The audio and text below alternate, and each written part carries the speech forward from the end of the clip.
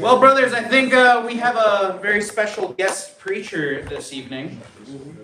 Donc, les frères, je pense qu'on a un prédicateur spécial aujourd'hui. I think it's good. And that is our brother Timothée. Et aujourd'hui, c'est notre frère Timothée. Donc, on va le remercier.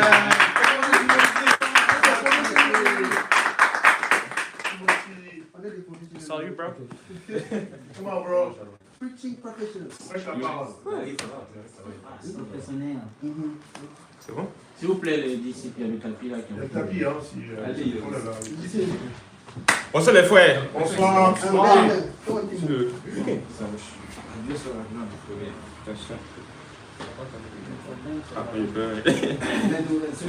Call the brothers over there to just come in here.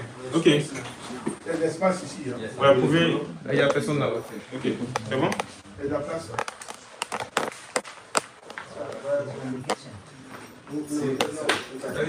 Let's go. Bonsoir les frères, les princes du royaume de Dieu.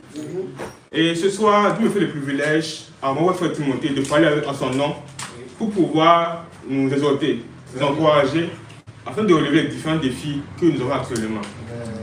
Et pour pouvoir écrire ce message, je me suis posé la question de quoi avons-nous réellement besoin? Qu'est-ce qui manque au ministère des frères? Dans quel domaine devons grandir, non seulement en tant qu'Église, mais aussi en tant qu'individuellement? Et vu que ce mois a été décrété le mois de sacrifice vivant, c'est de ça que nous allons parler ce soir. Amen. D'où était dans le message, le sacrifice vivant, la démonstration de confiance du disciple. Amen. Amen. Sur ce prions. Seigneur, tu te dis merci pour ta grâce. Merci encore pour ta bonté. Merci encore, Seigneur, pour cet honneur que tu me fais encore, Seigneur, de parler encore, Seigneur, à tes enfants. Donne encore que ton esprit, encore, Seigneur, puisse encore nous conduire en toutes choses. Que encore, Seigneur, tes convictions, encore, puisse encore nous remplir. Donne encore, Seigneur, ne pas seulement écouter, mais aussi te mettre en pratique ce que tu nous dis. Guide-nous encore, Seigneur, sur nous, et que tu nous lèves tout ça rendu. On nous dit, je prie. Amen. Amen. Comment Timo? Alors, les frères, nous devons savoir quelle est une différence fondamentale entre une opinion, une croyance et une conviction. Une opinion s'exprime facilement, une croyance peut être exprimée par la bouche. Mais une conviction se démontre. Une conviction engage notre vie. Et les frères, nous nous posons la question aujourd'hui, qu'est-ce qui prouve qu'ils soient réellement des disciples? Est-ce que c'est seulement une connaissance biblique? Est-ce que c'est seulement le fait qu'on vient dans l'église? Est-ce que c'est seulement le fait qu'ils sont ensemble? Quelle est la preuve réelle qu'ils nous sommes des disciples de Jésus-Christ? On a dans Romains 12, versets 1 à 2. Ouais.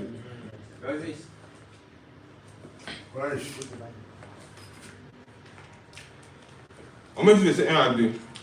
La Bible nous dit, nous vous exhortons donc, frères, par la compassion de Dieu, à offrir vos corps comme un sacrifice vivant, saint, agréable à Dieu, ce qui soit de votre part une écoute raisonnable. Ne vous conformez pas au siècle présent, mais soyez transformés par le nom de l'intelligence, afin que vous discerniez telle est la volonté de Dieu, ce qui est bon, agréable et parfait. Ici, ce verset nous montre, quand il pense à ce que Dieu a fait pour nous, nous devons maintenant faire quelque chose pour Dieu également. Et notre disciple, ce n'est pas seulement être d'accord avec ce que la Bible dit, mais c'est aussi la mise en pratique des principes bibliques. Dans l'Ancien Testament, quand il y a toujours un sacrifice, c'était toujours un animal qu'on sacrifiait, que ce soit un bœuf, que ce soit un mouton, que ce soit un cabri. Mais maintenant, on n'est plus autant des anciens, mais on est dans la nouvelle alliance. Dieu maintenant, ce qu'il nous demande de faire maintenant, c'est nous-mêmes, les usons pour sacrifice. Ce n'est plus seulement une offense extérieure, mais une consécration intérieure et permanente. Et un sacrifice vivant, ça signifie que chaque jour, nous devons monter volontairement sur l'autel du sacrifice. Un sacrifice vivant, ça ne veut pas dire qu'on meurt physiquement, mais ça veut dire qu'on a notre propre volonté pour embrasser celle de Dieu. C'est ça. Et c'est là que nos positions doivent se révéler profondes. Aujourd'hui, posons-nous la question, les frères, est-ce que nos convictions se voient? Est-ce que nos convictions se voient chez le monde? Est-ce que quand quelqu'un nous voit, on ressent vraiment un disciple de Jésus-Christ? Est-ce que nos manières de vivre prouvent que nous appartenons à Christ? Est-ce que nous sommes réellement sur l'autel, plutôt pour faire garder certaines zones de notre vie hors de la consécration?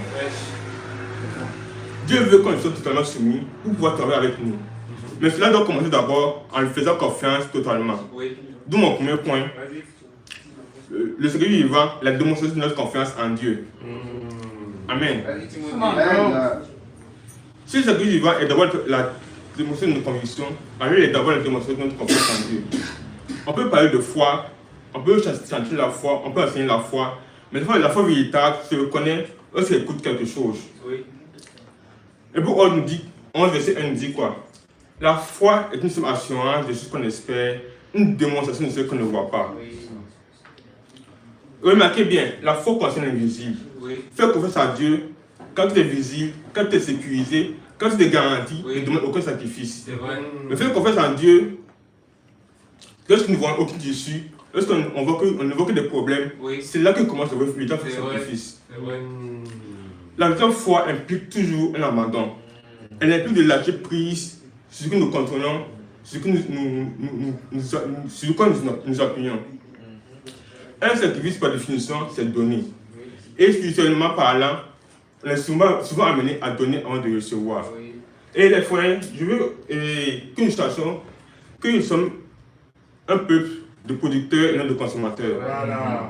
Le monde passe son temps à consommer, que ce soit de la nourriture, que ce soit les réseaux sociaux, mais nous devons donner, nous devons produire quelque chose pour le monde. C'est ça. Et nous, en tant que disciples, nous produisons la vie pour le monde. Amen. Amen. Wow. Et pourquoi nous donnons? Donnons d'abord, parce que Dieu lui-même d'abord a donné. Oui. Avant nous-mêmes d'abord. C'est vrai. Donnons aussi parce que nous faisons confiance à Dieu. Oui. Et si je retiens ma vie, si je retiens mes projets, si je retiens mes ressources, si je retiens mes ambitions, c'est dit que quelque part, je doute que Dieu soit suffisant pour moi seul. Oui. C'est le point. Mais lorsque je m'offre entièrement à Dieu, je ne proclame pas mes actes que je fais totalement confiance. Et Dieu veut que nous reconnaissons sa grandeur, Oui. il veut que nous reconnaissions sa puissance, Oui. il veut que nous fassions réellement confiance, pas seulement en parole, mais aussi en décision concrète. C'est ça. Et on va prendre un petit exemple dans Hébreux 11, verset 17 à 19. Vas-y, Timothée. Comment Timo, est-ce que Prêche la parole. Et que là, ce soir, Amen. Prêche la parole. Hey, Timo, let's go. On est présent. Vas-y. Hébreux 11, verset 17 à 19. C'est par la foi qu'Abraham offrit Isaac lorsqu'il fut à l'épreuve et qu'il offrit son fils unique. Lui qui avait reçu les promesses et à qui il avait été dit, en Isaac tu auras une postérité appelée de ton nom. Il pensait que Dieu est puissant, même pour ressusciter les morts. Aussi, il retrouvait son fils, ce qui est une préfiguration. Amen. Amen. Il est écrit ici qu'Abraham a offert son fils Isaac lorsqu'il fut mis à l'épreuve. Oui. Abraham a attendu pendant des années, 25 ans, avant de recevoir ce fils-là. Et Isaac n'était pas seulement un fils, mais c'était l'accomplissement de la parole de Dieu. Mais malgré cela, Dieu a quand même dit à Abraham de sacrifier son fils. Et humainement parlant, imaginez que Dieu nous demande aujourd'hui de sacrifier la chose auquel on est le plus cher. Que ce soit nos parents, que ce soit un ami. Comment on allait réagir devant cela? Mais Abraham n'a pas hésité. Oui. Malgré que c'était son fils unique, malgré que c'est le fils qu'il aimait, Oui. il a quand même décidé de faire confiance à Dieu Oui. et de lui obéir tout simplement. Et on voit dans le verset qu'Abraham pensait que Dieu était capable même de ressusciter les morts. Il connaissait le caractère de Dieu. Il savait que Dieu est fidèle, Oui. il sait que Dieu ne ment pas, il sait que Dieu est puissant. Oui. Mais nous, en tant que disciples, est-ce que nous connaissons le caractère de Dieu que nous servons? Prêche la parole. Est-ce que nous faisons réellement confiance? Nous doutons de ses capacités. Et frère, en tant que disciple, quand on décide de se sacrifier, de même manière aussi, on montre qu'on connaît de quoi Dieu est capable. Lorsque nous pardonnons, même quand on veut se venger, on fait confiance à Dieu, la justice. Oui. Même quand nous obéissons, même quand tout ça est compliqué, on fait confiance à la charge de Dieu. Oui. Même quand nous donnons, alors que nous avons peur de manquer, on fait confiance à la parole de Dieu. Oui. Amen. Amen.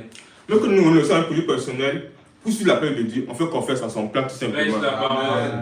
Et chaque acte d'obéissance est un acte de confiance. Vas-y, Timothée. Et soyons honnêtes, le vote de la foi ne vient pas quand tout va bien. Quand tout va bien, voilà, on est heureux, on n'a pas eu de problème. Mais c'est quand tout devient compliqué que Dieu nous demande quelque chose. Il demande quelque chose qui nous est précieux. Oui. Si c'est un sacrifice, n'est pas pour ça à tes yeux, alors on n'a pas de devant Dieu également. Prêche la parole. Et frère, quel est ton Isaac? Quelle est la chose que tu hésites à déposer sur l'autel de Dieu? Ça. Quelle est la chose que tu hésites à déposer sur l'autel du sacrifice? Si ta foi est théorique, elle ne transforme rien. Mais lorsque ta foi devient sacrificielle, elle devient puissante. Car de chaque sacrifice que Dieu demande, il y a une révélation plus grande que de sa fidélité. Oui. Avant de monter sur la montagne avec une épreuve, les résultats d'une révélation, l'Éternel pourvoira. Le sacrifice vivant ne dit pas notre avenir, mais on remet tout simplement à Dieu qui va plus loin que ce que nous voyons. Alors, les frères, je défie pour vous que chacun de nous décide aujourd'hui de placer réellement sa confiance en Dieu. Pas seulement parce qu'on le dit, mais parce que nous-mêmes nous le savons déjà. Oui. Vas-y, Timo. Pas seulement quand les domaines faciles, mais aussi les domaines qui sont sensibles, les domaines que nous poussons aussi. Amen. Aujourd'hui, Dieu ne cherche pas seulement des croyants qui confessent la foi, il fait des disciples qui démontrent leur confiance. Oui. C'est le Et point. cette démonstration commence par monter sur le fait d'abord. Amen. Amen. Mais le sacrifice, ce n'est pas seulement parce que nous faisons confiance à Dieu, mais c'est aussi parce que nous aimons Dieu. Qui aime Dieu ici ce soir? Ce qui m'amène à mon deuxième point, le sacrifice vivant, la démonstration de notre attachement à Dieu. Vas-y. Et les frères, ils doivent savoir que quand nous demandons quelque chose, on est prêt à se sacrifier pour cette chose-là. Par exemple, nos parents sont sacrifiés pour nous, que ce soit nous donnant à l'école, en nous nourrissant, en s'occuper de nos besoins, même quand c'était chaud, même quand c'était compliqué. C'est vrai. Tout simplement parce qu'ils nous aimaient. Un père de famille, des fois, il doit se sacrifier mentalement, physiquement, émotionnellement, tout simplement, pour sa famille, parce qu'il aime sa famille. Oui. Et l'amour véritable se mesure au sacrifice consenti. Et si nous regardons à l'exemple suprême qu'est Jésus-Christ, il n'a pas seulement parlé d'amour, mais il a aussi donné sa vie par amour. La croix est la démonstration authentique que l'amour s'exprime par le don de soi. Alors ce sont les frères, une question pour chacun de nous. Oui. Comment nous montrons que nous aimons réellement Dieu? Est-ce que c'est par notre bouche ou bien aussi par nos actions? La Bible nous dit, tu aimeras Dieu de ton cœur, de ta pensée, et ton prochain comme toi-même. Aimer Dieu, ce n'est pas seulement une mission passagère, mais c'est vraiment une conviction qui doit être d'aimer dans notre vie.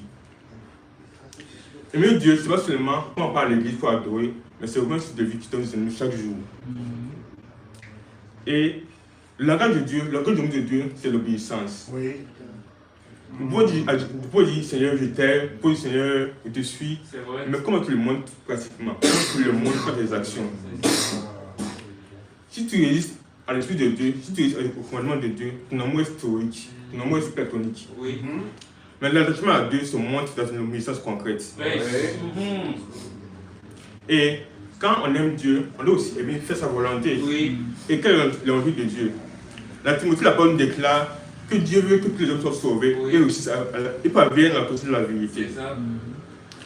Si nous sommes attachés à Dieu, alors ce qui touche le cœur de Dieu, doit aussi toucher notre cœur. Oui. Ce qui compte pour Dieu doit aussi compter pour nous. Et notre attachement à Dieu doit porter du fruit. Si on ne porte pas du fruit, c'est qu'on n'est pas totalement attaché à Dieu.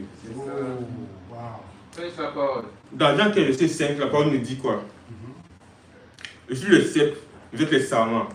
Celui qui demeure en moi et en qui je demeure porte beaucoup de fruits.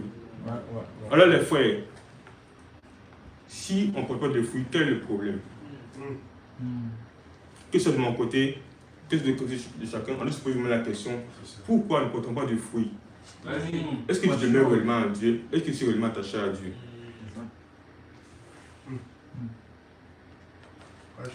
Et le fait de demeurer à Dieu, de s'attacher à Dieu, doit porter du fruit. Et pour continuer faire les citats d'agriculture, Vas-y. et quand on sème une graine dans le sol, Oui. il faut d'abord que cette graine la meure pour pouvoir produire du fruit. Oui. Et Dieu qui a créé toutes choses, lui-même connaît ce principe-là, que c'est lui qui l'a mis en place. Oui. Et l'esprit, c'est là dans Genèse 2, verset 24. Vas-y. Si le grain de blé ne tombe en terre, ne meurt, il reste seul. Oui. Mais s'il ne meurt, il porte beaucoup de fruits. Oui. Les frères, je pense que le problème pour lequel on ne porte pas de fruits, c'est parce que simplement on veut de sacrifier pour Dieu. Révélation.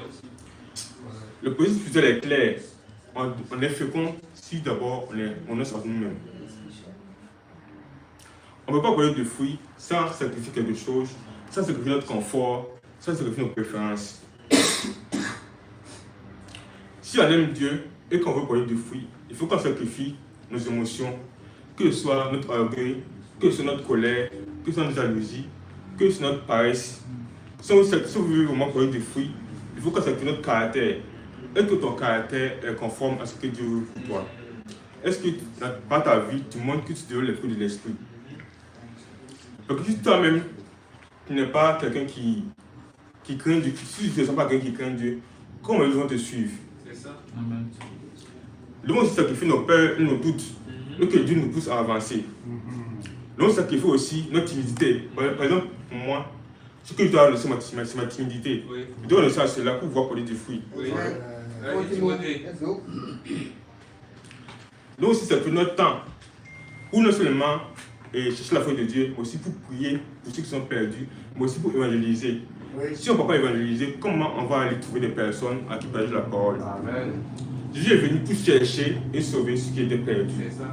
Mais nous, on veut attendre que ceux qui sont perdus viennent à nous. Ça ne marche pas comme ça. Fraîche la parole. Dis-nous. On doit aller chercher et sauver ceux qui sont perdus. C'est parce que là qu'on a monté qu'on est vraiment attaché à Dieu. C'est ça. Si on veut juste rester dans notre petit confort, dans notre petit groupe, on ne peut pas grandir. C'est vrai. Comme la Bible nous dit, si on ne décide pas de recevoir nous-mêmes, si on ne décide pas de mourir, on ne peut pas parler de fou. Alors les frères, j'ai remarqué que nous devons dès ce soir vraiment nous sacrifier pour faire plaisir au cœur de Dieu. Oui. Pour montrer à Dieu que nous l'aimons réellement. Amen. Est-ce que chaque jour quand tu te lèves, tu te demandes comment je peux satisfaire Dieu, comment je peux être agréable à Dieu. Et tu te demandes vers qui je peux aller pour montrer à Dieu que je l'aime réellement. Fraîche la parole. Et chaque fois que tu parles de Christ, chaque fois que tu parles de Dieu, malgré ta crainte, malgré ta peur, tu meurs à toi, tu meurs de ton propre, tu meurs et... comment je dis ça? Tu meurs... Tu fais mourir ton propre caractère, Oui. c'est ce que je voulais dire. C'est ça. Et c'est ainsi que tu produis du fruit. Mais si nous restons dans notre confort, on ne peut pas progresser, on ne peut pas croire tout simplement. C'est vrai. Vas-y, Timothée. Amen. Come on, bro. Si nous avons un attachement à Dieu sans fruit, c'est un attachement qui est superficiel. Voilà. Mais un attachement authentique à Dieu doit produire des résultats visibles. Si nous aimons Dieu, nous aimons aussi ce qu'il aime, les âmes. Si nous aimons Dieu, nous cherchons à faire son royaume. Si nous aimons Dieu, nous restons puissamment la croissance spirituelle des autres, dans la formation, dans le fait de tuer le bébé. Si nous aimons Dieu, nous montrons vraiment que c'est lui qui compte premièrement dans notre vie. Et le fait est simple. Là, nous a dit le dimanche passé, nous a donné des trucs pratiques. On a 5 nouvelles études cette semaine. Alors, où en était ce défi-là? C'est ça. Si tu aimes vraiment Dieu, voyez ce défi-là pour montrer vraiment que tu aimes aussi chercher des âmes. Amen. Amen. Allez. Et C'est ça. mais aimons aussi Dieu. Dieu aussi a un amour particulier. Et parce que Dieu, c'est... Nous sommes ses enfants. Et quand tu es l'enfant d'un père, qu'est-ce que tu montres? Tu montres du respect, tu montres de l'obéissance. Et tu montres aussi de la révérence. Alors je vais montrer le troisième point. Vas-y. Come on. Timo. Let's go. Le sacrifice vivant, la démonstration de notre révérence pour Dieu. Fraîche la parole. Vas-y, Timothée. Comment tu montres que tu crains Dieu? Comment tu montres que tu as de la révérence pour Dieu? On va revenir sur l'exemple d'Abraham, mais cette fois-ci, on va être dans Genèse 22, verset 2. Fraîche. Vas-y. Vous y êtes? Fraîche la parole. Amen. Genèse 22, verset 2. Dieu dit à Abraham, prends ton fils, ton unique, celui que tu aimes, Isaac, et offre-le en holocauste. On voit ici que Dieu connaissait le cœur d'Abraham. Il sait qu'Abraham aimait Isaac. Donc Dieu connaît toutes nos situations. Il sait que voilà, ça ne va pas, Il sait que parfois c'est compliqué. C'est ça. Mais il dit quoi? Tout simplement de lui obéir. Amen. Tu n'as pas un Dieu aveugle, mais c'est un Dieu qui voit tout. C'est un Dieu qui connaît ta situation, on va lui demander la chose. Ouais. Et Dieu se demande le Fils unique d'Abraham. Dieu demande quelque chose qu'Abraham chérissait. Et pour nous les disciples, qu'est-ce que comment tu peux montrer à Dieu que tu veux lui donner quelque chose qui t'est cher? Oui. Comment tu montres que ton sacrifice est de la qualité? Si tu exiges de donner à Dieu ce que tu ne le connais pas tout simplement. Est-ce que tu donnes à Dieu même et quand tout semble aller contre toi? Est-ce que tu donnes à Dieu quelque chose qui ne te coûte rien? Est-ce que ce que tu donnes à Dieu a de la valeur pour toi-même d'abord? C'est ça. La valeur que nous donnons pour Dieu doit transformer notre manière d'offrir. Quand on comprend qui est Dieu, on lui donne le minimum, mais cherche à lui donner le meilleur. C'est ça. Puissant. Oui. Et en ce moment, notre don devient un acte d'adoration en point de révérence. Lorsque je donne à Dieu, je déclare que le Seigneur de mes finances. Est-ce qu'aujourd'hui, Dieu est le Seigneur de tes finances? C'est ça. Et la valeur de Dieu se trouve dans les détails. Est-ce que tu es fidèle? Tu n'as pas dit que tu crains Dieu si tu n'es pas fidèle. Est-ce que tu es intègre? C'est ça. Tu n'as pas dit que tu crains Dieu si tu n'es pas intègre. Est-ce que tu es constant? Tu n'as pas dit que tu crains Dieu si tu n'es pas constant. Que tu es une de constance. Et quand on donne nos dîmes, ce n'est pas une question d'argent, mais c'est aussi une question de cœur. On montre à Dieu qu'il est au-dessus de nous. On montre à Dieu que nous le connaissons vraiment. On montre à Dieu que nous faisons vraiment confiance. Vas-y, Timothée. Quand tu accomplis le vœu Oui. que tu as fait à Dieu, Oui. tu demandes tes révérences à Dieu. Ouais. La Bible nous dit que quand tu fais un vœu à Dieu, tu dois t'aider à l'accomplir. Amen. Et on est tous dans ta dîme.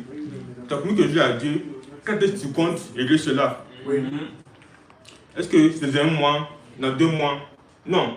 Dieu veut que tu règles ce que tu as promis maintenant. C'est ça. Amen. C'est parce que là que tu as monté que tu le crées vraiment. Amen. Amen. Et- Ta parole. Quand nous décidons de nous sacrifier, que ce soit notre argent, que ce soit notre caractère, que ce soit notre temps, on montre vraiment que Dieu vraiment est le Seigneur de toutes choses. Amen. Vas-y, Timothée. Voilà. Quand nous sommes baptisés, on a juste déclaré que Dieu est, que Jésus-Christ est le Seigneur de notre vie.